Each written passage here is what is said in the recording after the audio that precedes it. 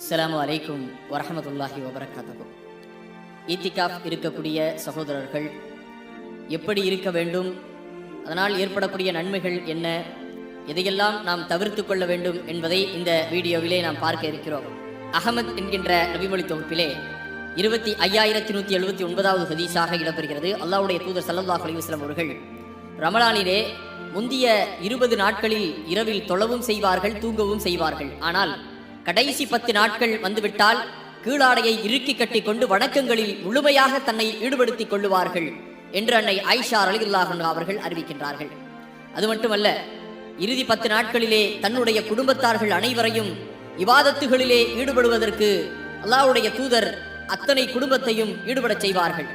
மேலும் முஸ்லிம் என்கின்ற நபிமொழி தொகுப்பிலே 2183வது ஹதீஸாக இடம்பெறுகின்றது. ஆயிஷா ரலியல்லாஹு அன்ஹா அவர்கள் அறிவிக்கின்றார்கள், அல்லாஹ்வின் தூதர் ஸல்லல்லாஹு அலைஹி வஸல்லம் அவர்கள் ஈத்திகாஃப் மேற்கொள்ள நாடினால் ஃபஜ்ர் தொழுகையை தொழுதுவிட்டு பின்னர் ஈத்திகாஃப் இருக்கும் இடத்திற்குள் நுழைந்து விடுவார்கள். ஒரு முறை ஈத்திகாஃப் இருப்பதற்காக தமது கூடாரத்தை அமைக்குமாறு உத்தரவிட்டார்கள். அவ்வாறே கூடாரம் அமைக்கப்பட்டது. அவர்கள் ரமலானின் இறுதி 10 நாட்களில் ஈத்திகாஃப் இருக்கவே விரும்பினார்கள் என்று அன்னை ஆயிஷா ரலியல்லாஹு அன்ஹா அவர்கள் அறிவிக்கின்றார்கள். ஆகவே ஈத்திகாஃப் இருக்கக்கூடியவர்கள் பள்ளிவாசலிலே தனக்கான ஒரு இடத்தை அமைத்துக் கொண்டு அந்த இடத்திலே ஈத்திகாஃப் இருந்து குர்ஆனை ஓதிக்கொள்ள வேண்டும், வணக்க வழிபாடுகளிலே செய்து கொள்ள வேண்டும்.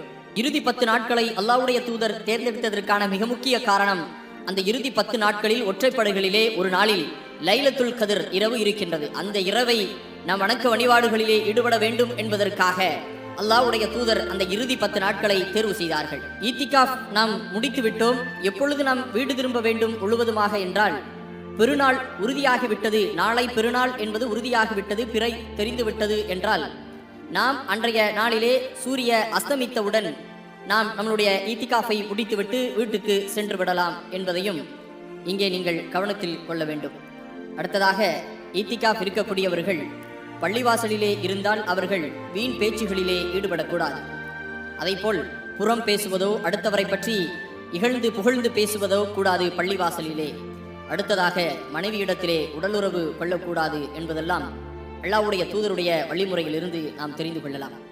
மேலும் அடுத்தவர்களுக்கு தொந்தரவு செய்யக்கூடிய காரியங்களிலே நாம் ஈடுபடக்கூடாது.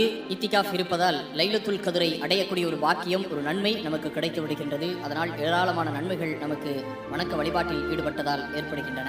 இறுதி 10 நாட்களில் அதிகமான இபாதத்துகளிலே, திக்ர்களிலே, தொழுகைகளிலே நம்மை முழுவதுமாக ஈடுபடுத்திக் கொள்ள வேண்டும்.